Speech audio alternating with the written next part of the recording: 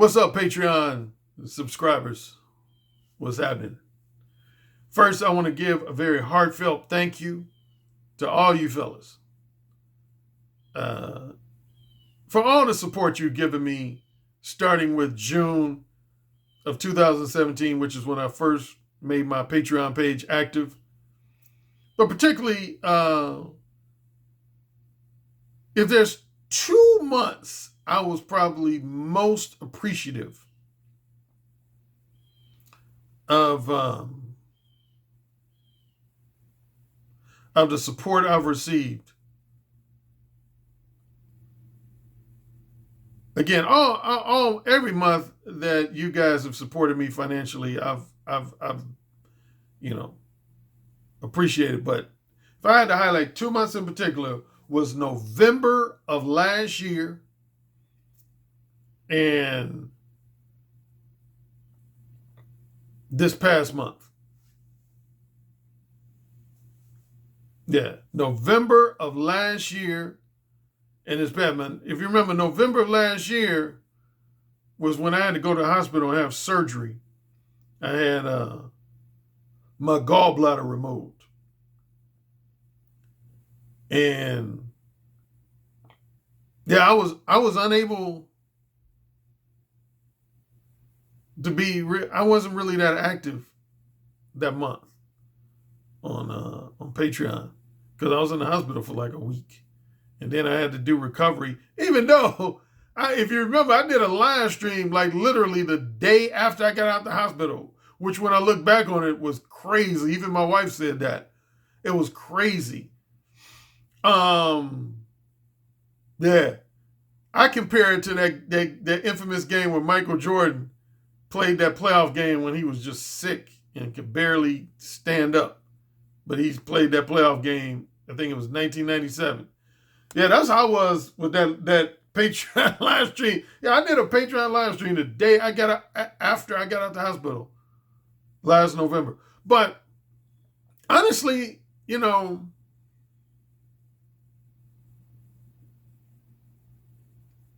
honestly, my fear was that like 1/4 to 1/3 of my Patreon subscribers were going to just like unsubscribe simply because they felt like I wasn't active enough that month.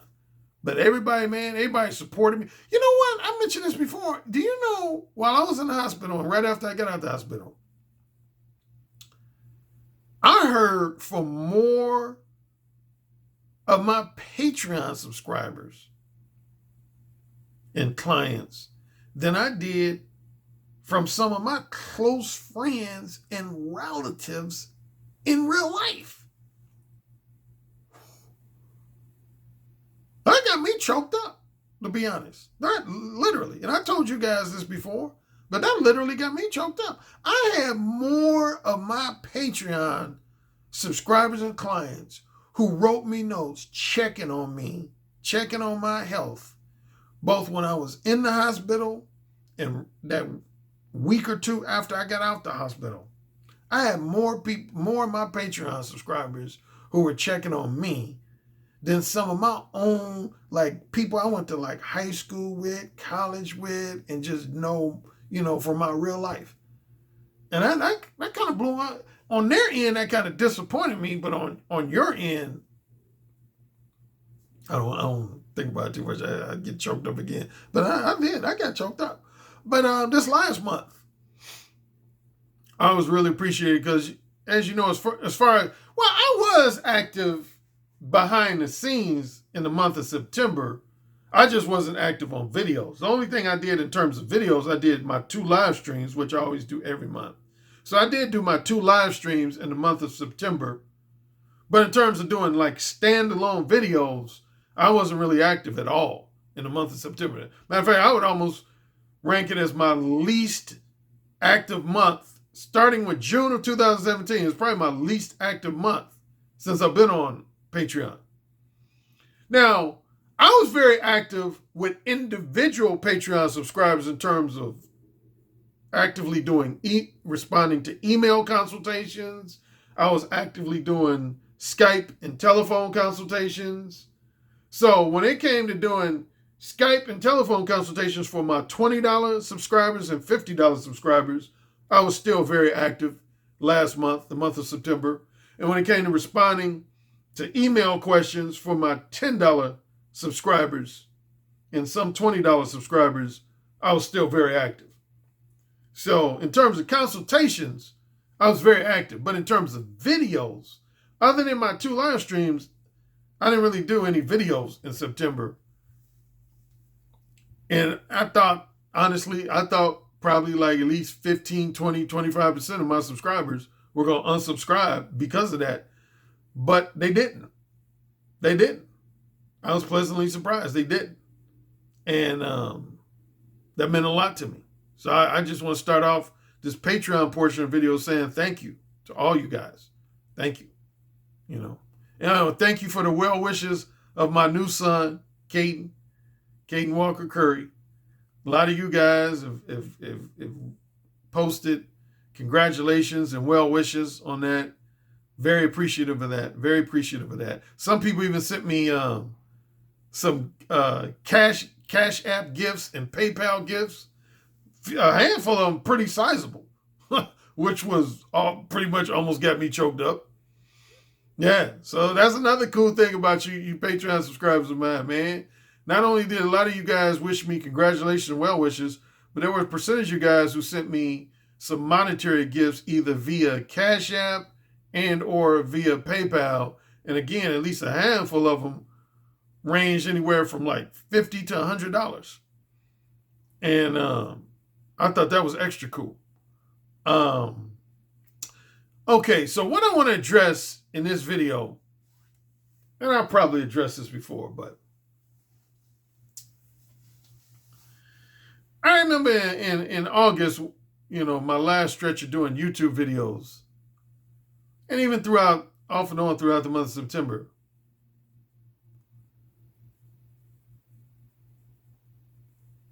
I've had a few people, not only people who I describe as haters and critics of mine, but even a handful of my own loyal followers and supporters seem to have been experiencing some doubts about the effectiveness of Mode 1, the benefits of Mode 1. Now, I've had some people that have expressed commentary or asked me questions that let me know that they're experiencing some degree of doubts. And I will say this, in their defense, that's not abnormal. That's not abnormal. Because the truth of the matter is, and most of my longtime followers know, I second guessed myself in my early years of being Mode 1. And yeah, I've mentioned that a few times. Yeah. When I first started being, it wasn't like the first calendar year I would start being Mode 1 was 1985, when I was still a college student at Indiana University in Bloomington, Indiana. And it wasn't like beginning with 1985 that after that I just never again exhibited Mode 2 behavior or Mode 3 behavior or Mode 4 behavior and was just 100% of the time Mode 1. No. I would be lying if I was to say that I did.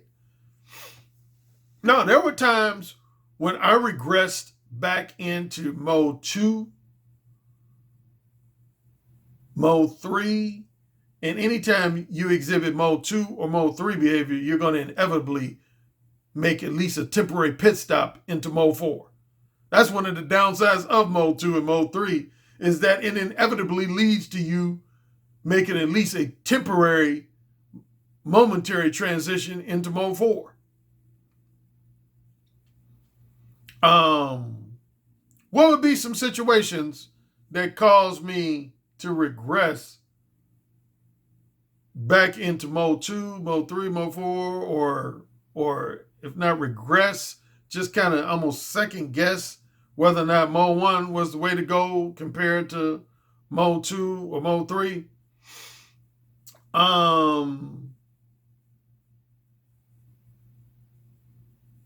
Probably the number one time, and I've said this before, probably the number one time in my 20s and 30s that I would sometimes have doubts about Mode 1 would be when I was interacting with a woman that's on outward appearances seemed to be very, very classy. You know, the type of woman that comes from like a middle class, upper middle class, two-parent background,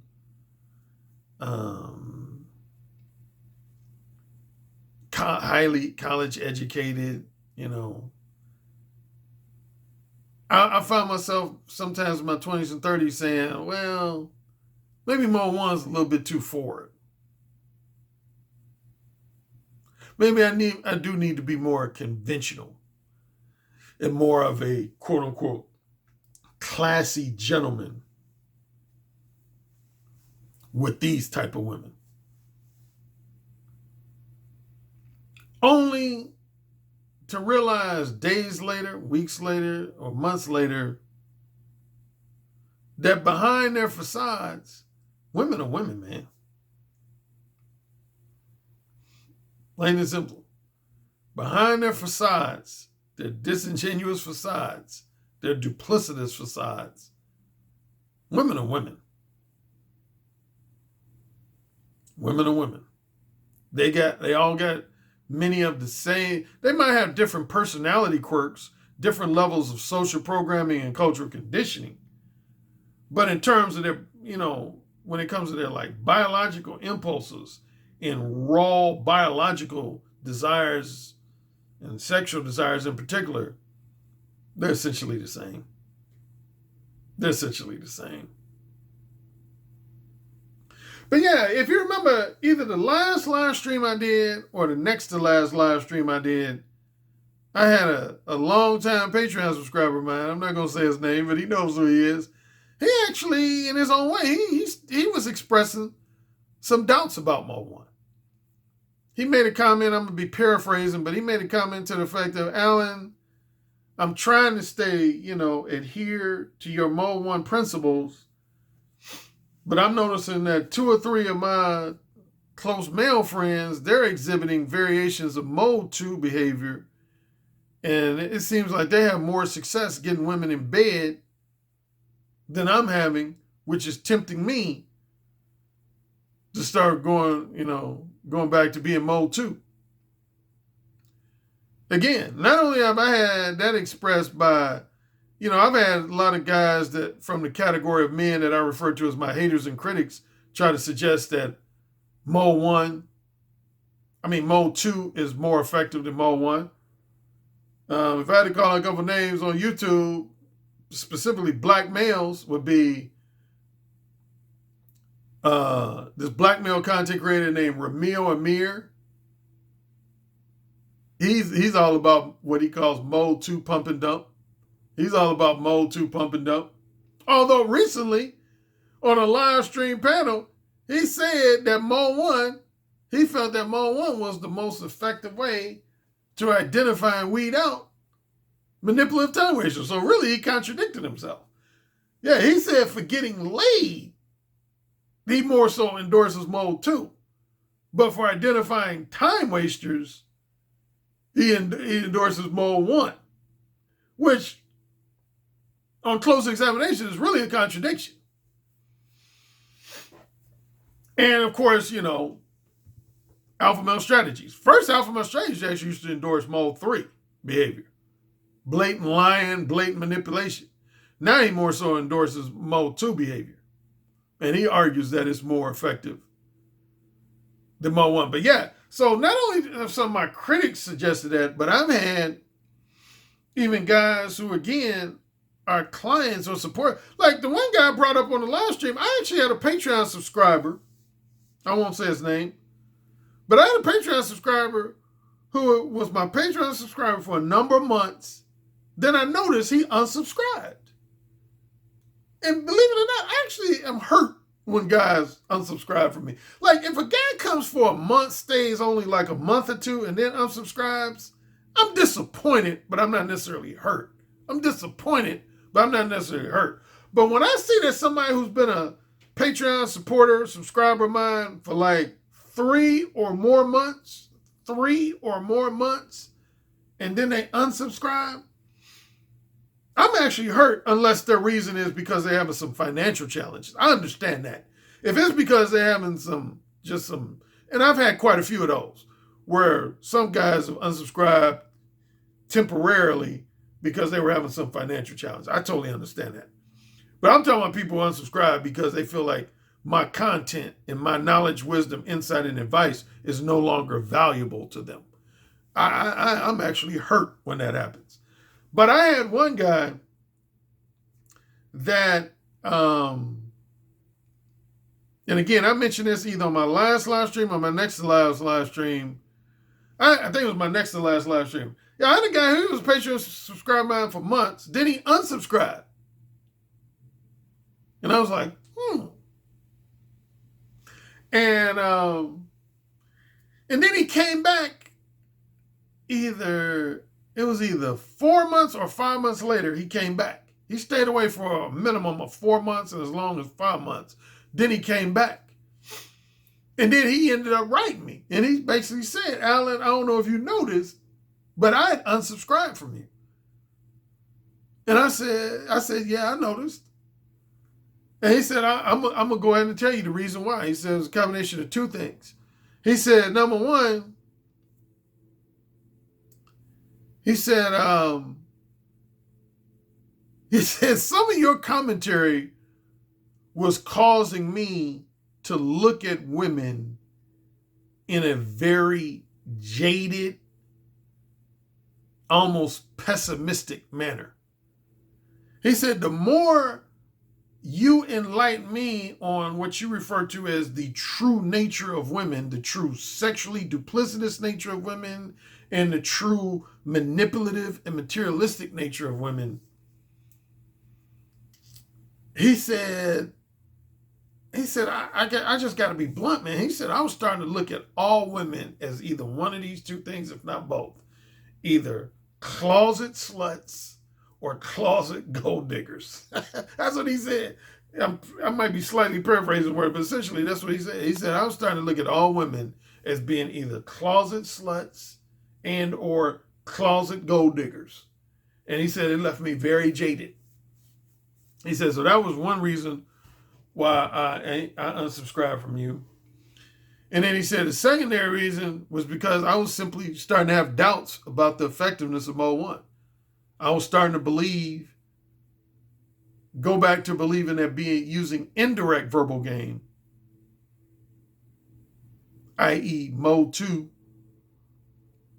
was, both Mode 2 and Mode 3 fall in the category of indirect verbal game. Yeah, he said I was basically starting to believe that I would probably have more success with women being Mode 2 instead of Mode 1. So he decided to do that. He spent approximately 4 months going back to being Mode 2. And what was the result of his little experiment with himself? Well, on the positive end, he said he did get laid a few times being Mode 2.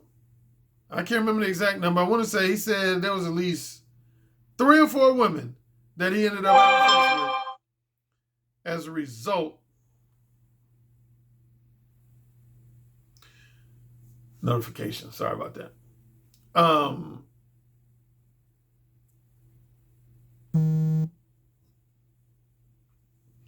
He said there was 3 or 4 women that he ended up having sex with because of Mode 2. So that was the one good news. Yep. He said the good news was he did have sex with about 3 or 4 women as a result of being Mode 2. What was the bad news? The bad news was for the women that he did get laid with. If you're paying attention to my commentary, I never said that you can't get laid being indirect. I've never said that. And some people at times tend to suggest that I've said that Mode 1 is the only way you can get laid and you can't get laid being indirect. I've never said that. You can get laid being indirect. i.e. mode 2 and or mode 3. The problem with mode 2 is when you're mode 2, on the positive end, you can get laid being mode 2, but 95 to 99% of the time, it's gonna require a higher investment of time. You're gonna have to spend more time with that woman, non-sexually. And number 2, in many cases, you're going to have to spend more money on that woman. Then the secondary drawback to mode 2, probably the most prominent drawback to mode 2, is it opens up the door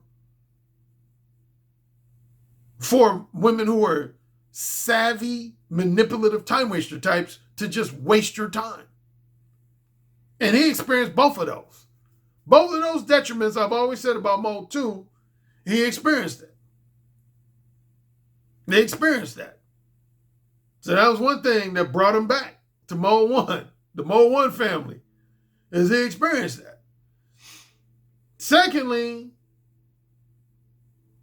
well, yeah, that was enough for that. I don't think he exhibited any mode 3 behavior, but the detriment to mode 3 is even worse to me than mode 2. With mode 3, you also open the door for manipulative time wasters, but even more so,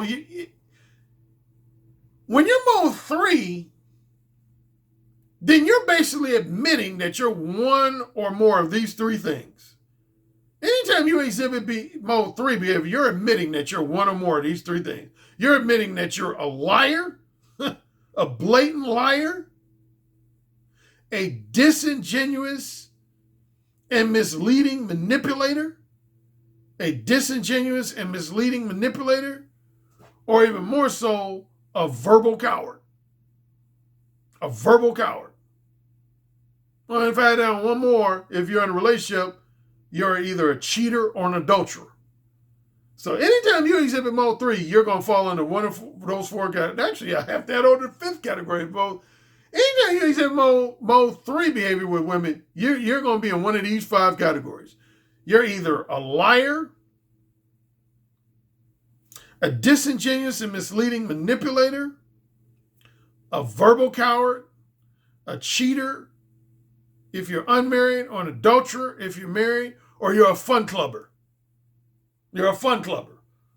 To refresh your memory on what fun clubbing is, fun clubbing means you're willing to pretend in a very disingenuous manner, pretend like you're content with being a woman's purely platonic male friend.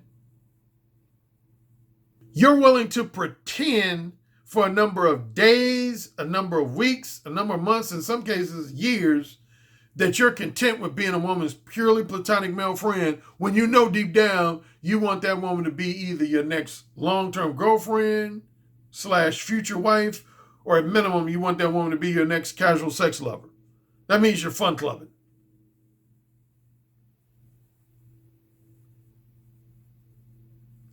So that's the detriment of being mode 3. If you're mode 4, that means you're either a misogynist or borderline misogynist. They're either misogynist or you're a borderline misogynist. Or if you're only in mode 4 for temporarily, like for a few minutes, few hours, a day or 2, that means you let a woman's manipulative ways or sexually duplicitous ways get the best of you to the point where you're frustrated about it. So, to head towards wrapping up this video, what would I say to those who say, Alan, when exactly is the true benefit of being mode 1? Because I'm in a state right now where at least 50% of me wants to go back to being mode 2. Because I feel like I'm not getting laid enough being mode 1. Well, here's a simple thing. And I've said this a number of times, and my longtime followers know this. I even said it in my book, if you really pay attention to my book. I've always said, if your sole and specific objective for being mode 1 is only to get laid, that's the only thing you care about, is getting laid, then I will say you should stop being mode 1. Seriously. You really should. You should go back to being mode 2. If the only thing you care about is getting laid, if getting pussy is the only thing you care about, nothing else, then I would recommend that you probably should go back to being mode 2. Assuming you were mode 2 before. But here's the thing with that. Here's the thing.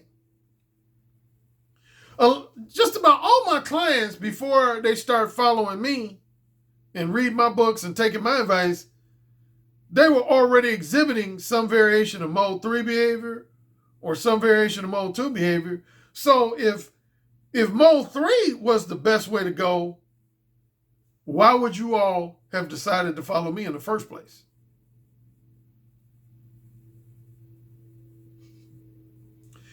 If before you became familiar with me, you were exhibiting some variation of mode 3 behavior,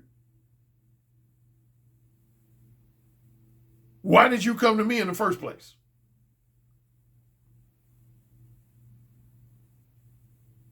I already mentioned the 5 aspects of mode 3 behavior. Here's when you know you're exhibiting mode 3 behavior. Is anytime you feel the need to lie to a woman in an attempt to get her in bed. For example, telling a woman you want a long-term, strictly monogamous sexual relationship when you know deep down you really want just a short-term, non-monogamous sexual relationship. That would put you in the mode 3 category, when you just flat out lie to women, or similarly, you disingenuously mislead and manipulate women. Basically, you give them the impression that you want to be their next long-term boyfriend or future husband in an attempt to get laid. Your unethical ass.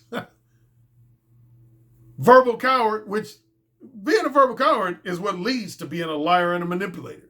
If you're a liar and a manipulator, that means at your core, you're a verbal coward. You're profoundly afraid of rejection. You hate being rejected by women. You hate being ignored by women. Fun clubber, same thing. Fun clubber, you're a verbal coward. If you're a cheater and adulterer, you're a verbal coward. And the reason you came to me is because you recognize those flaws in your character and integrity.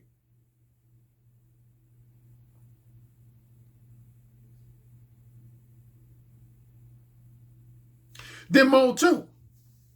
For those guys who are, it's not many, it's just been a handful. But for those handful of guys that are expressing doubts about mode 1 and tempted to go back to being mode 2, well, my simple question is this. 99% chance you were exhibiting mode 2 before you start following me. So if mode 2 was the be-all, end-all answer to your problems, why did you start following me in the first place? I mean, seriously, why did you start following me in the first place? I know the reason why. It's related to, again, the subscriber who left me, unsubscribed, and then came back. Again, the subscriber who unsubscribed from me for about 4 or 5 months and then came back, on the positive end, did he get laid when he went back to being mode 2? Yes, he did. That was the good news. He did get laid. He fucked, I want to say, a minimum of 3 women. He ended up fucking a minimum of 3 women when he went back to being mode 2. But on the negative end, the 3 or 4 women that he did fuck, it required a much higher investment of time and money in order to fuck those women. And number 2, for the women he didn't fuck, he ended up wasting a lot of time, and in some cases time and money, with women who ended up being manipulative time wasters, which is the number one thing that made me leave mode 2 and transition into exhibiting mode 1 behavior. See, mode 1 is for guys that not only just want to get laid. There's nothing wrong with wanting to get laid. But if that's your only objective, that's the only thing you care about, then you shouldn't even be following me. Mode 1 is for guys who want to get laid without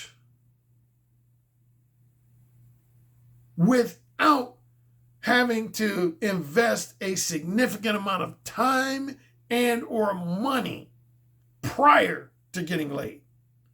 Number one. And number two is for guys who don't want to waste time with time wasters.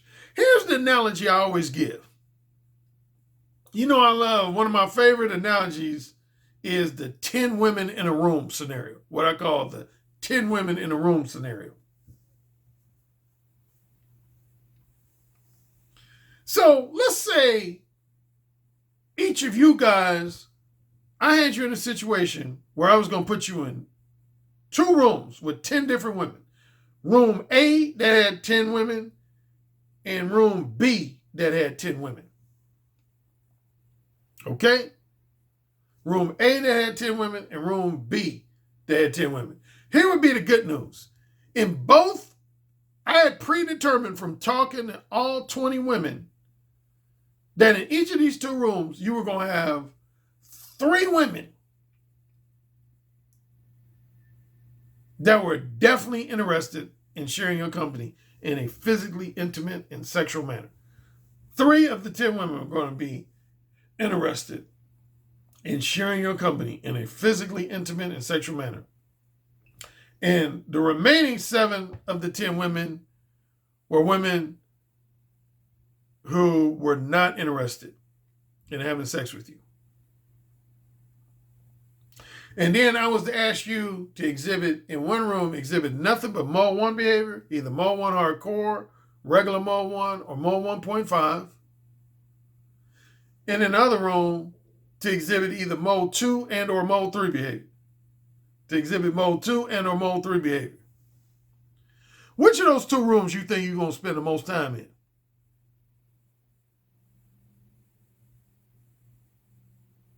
Which of those rooms do you think you're going to spend the most time in? I can tell you right now, the room where you're mode 1, whether it's mode 1 hardcore, regular mode 1, or mode 1.5, you ain't going to be spending that much time. I would say the average time you're going to spend with each woman is going to be an average of about 10, at absolute maximum 15 minutes talking to each one of those 10 women. But I guarantee you, if I put you in a room with 10 women, and you couldn't be mode 1, you had to be either exhibit mode 2 and or mode 3 behavior. On the positive end, you would end up having sex with at least 3 of those 10 women. But on the negative end, the 4 women in that room that are basically manipulative time wasters, as opposed to genuine rejectors, they ain't going to end up wasting all your fucking time. Some of those women, you're going to end up talking to them for an hour, 2 hours, 3 hours. You ain't going to get no pussy. So, is mode 1 a magic pill for getting laid? No, it's not. Never has been, never will be. It's not a magic pill for getting laid. But here's what I would say it's a magic pill for. For at least 2 or 3 things, it is a magic pill for. Well, I'll just go down a list of my 5 archetypes and then I'll end this video. Start with reciprocators. With reciprocators, how does mode 1 stack up compared to mode 2 and mode 3? You'll be able to identify a reciprocator much quicker than you will if you mode 2 or mode 3. That's simple. Much quicker. Rejectors. You'll be able to identify a rejector much quicker than you will if you're mode 2 or mode 3. It's that simple. Wholesome pretenders. You'll be able to identify a wholesome pretender much, much quicker. Number 1, you'll be able to identify, and ultimately you'll be able to seduce a wholesome pretender much quicker than you will when you're mode 1 than you will mode 2 or mode 3. Guarantee it. I'll put a monetary bet on it. Erotic hypocrites, for damn sure. You ain't gonna seduce no erotic hypocrite being mode 2 or mode 3. I guarantee you won't. The only way you're gonna get an erotic hypocrite in bed if you're not mode 1 is if you basically treat them like a call girl and offer to pay them some money. That's the only way an erotic hypocrite is going to give you some pussy without you being mode one, is if you pay them some money. Basically, in other words, just resort to tricking. Now, if you don't mind tricking, go ahead and trick. But that's the only way you're going to get an erotic hypocrite in bed without being mode one. And finally, manipulative time wasters. You're not going to identify no. You either at maximum, you're not going to identify a manipulative time waster at all when you're mode 2 and or mode 3, or at minimum, it's going to take you far longer to identify. And that's the biggest thing, again, that subscriber who left me and came back realized. He said, Alan, and again, I'm slightly paraphrasing his words, but essentially he said, Alan, he said, one thing I noticed between mode 1 and mode 2, man, if nothing else, he said, man, when it comes to identifying manipulative time wasters, he said, when you mode 2 or mode 3 with a manipulative time waster, it takes you way longer to identify those women, to realize that that woman is a manipulative time waster. He said, when you mode 1, you can identify a manipulative time waster within the first 5 to 10 minutes of your very first conversation with them. Which is why mode 1 will always be valuable to many, many men. Enjoy the rest of your day. Enjoy your weekend. And as always, thank you for your support.